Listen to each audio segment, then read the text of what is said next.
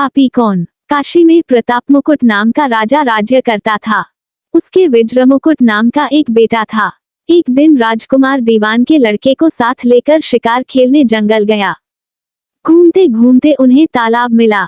उसके पानी में कमल खिले थे और हंस किलोल कर रहे थे। किनारों पर घने पेड़ थे जिन पर पक्षी चहचहा रहे थे। दोनों मित्र वहां रुक गए और तालाब के पानी में हाथ मुंह धोकर ऊपर महादेव के मंदिर पर गए। घोड़ों को उन्होंने मंदिर के बाहर बांध दिया। वो मंदिर में दर्शन करके बाहर आए तो देखते क्या है कि तालाब के किनारे राजकुमारी अपनी सहेलियों के साथ स्नान करने आई है। दीवान का लड़का तो वहीं एक पेड़ के नीचे बैठा रहा, पर राजकुमार से न रहा गया। वह आगे बढ़ गया। राजकुमारी ने उसकी ओर देखा तो वह उस पर मोहित हो गया। राजकुमारी भी उसकी तरफ देखती रही।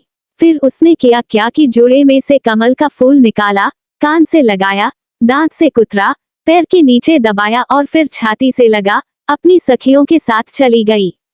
उसके जाने पर राजकुमार निराश हो अपने मित्र के पास आया और सब हाल सुनाकर बोला, मैं इस राजकुमारी के बिना नहीं रह सकता। पर मुझे न तो उसका नाम मालूम है न ठिकाना। वह कैसे मिलेगी?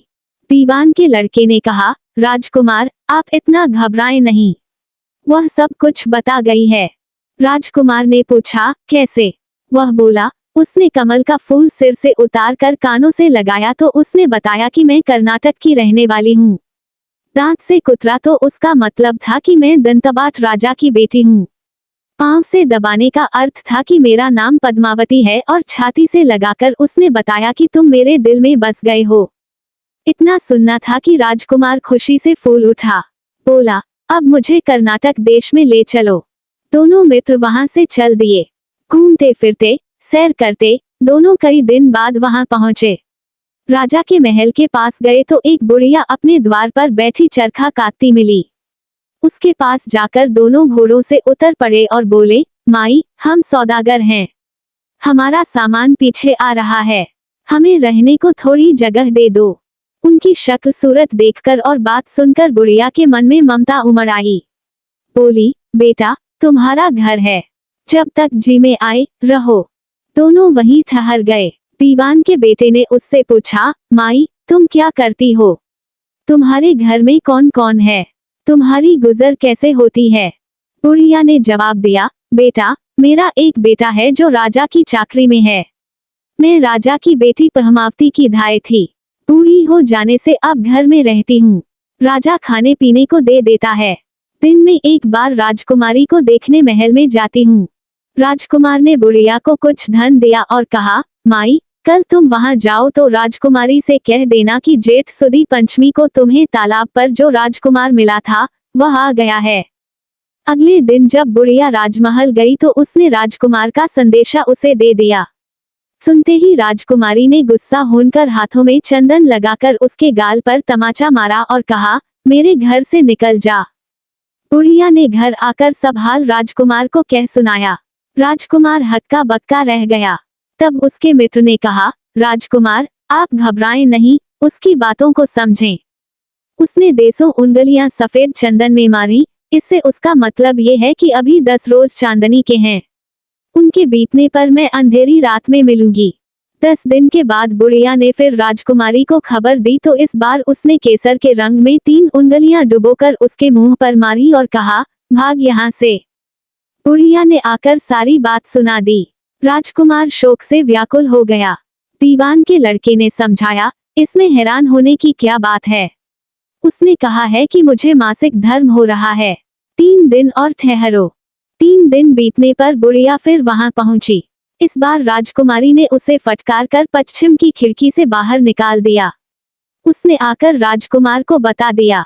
सुनकर दीवान का लड़का बोला, मित्र उसने आज रात को तुम्हें उस खिड़की की राह बुलाया है। मारे खुशी के राजकुमार उछल पड़ा। समय आने पर उसने बुढ़िया की पोशाक पहनी, इत्र लगाया, हथियार बांधे। दोपहर रात बीतने पर वह महल में जा पहुंचा और खिड़की में से होकर अंदर पहुंच गया। राजकुमारी वहां तैयार खड़ी थी। वह उसे भीतर ले गई। अंदर के हाल देखकर राजकुमार की आंखें खुल गईं। एक से एक बढ़कर चीजें थीं। रात भर राजकुमार राजकुमारी के साथ रहा। जैसे ही दिन निकलने को आया कि राजकुमारी ने राजकुमार को छिपा दिया और रात होने पर फिर बाहर निकाल लिया। इस तरह कई दिन बीत गए। अचानक एक दिन राजकुमार को अपने मित्र की याद आई। उसे चिंता हुई कि पता नहीं उसका क्या हुआ होगा। उदास देखकर राजकुमारी ने कारण पूछा तो उसने बता दिया।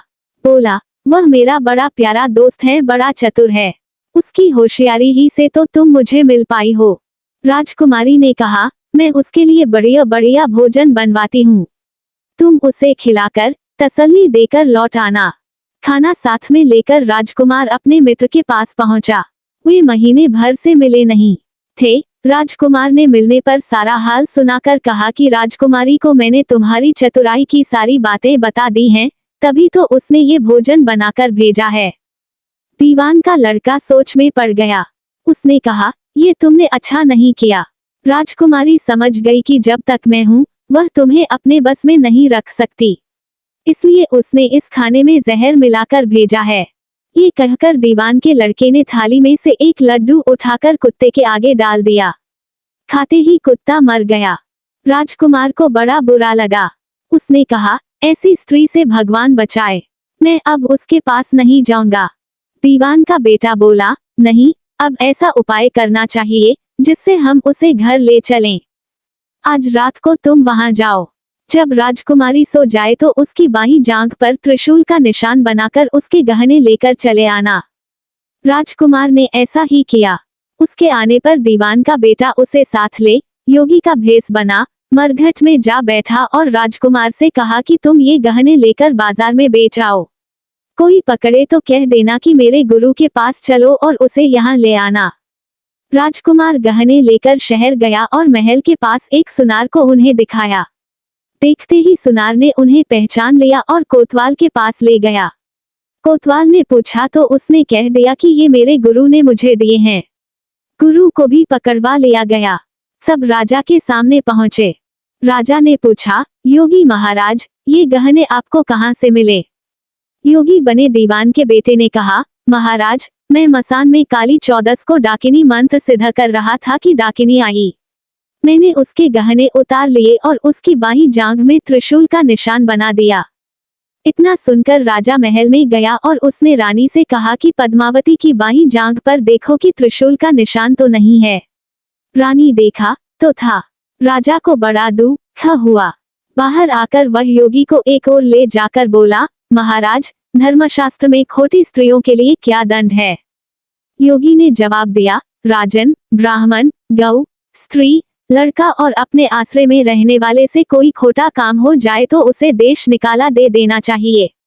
ये सुनकर राजा ने पद्मावती को डोली में बिठाकर जंगल में छुड़वा दिया।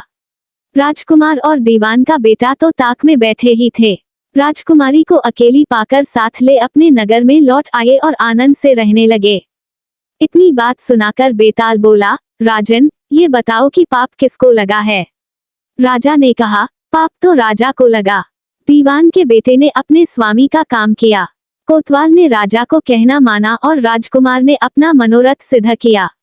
राजा ने पाप किया, जो बिना विचारे उसे देश निकाला दे दिया। राजा का इतना कहना था कि बेताल फिर उसी पेड़ पर जा लटका। राजा वापस गया और बेताल को लेकर चल दिया।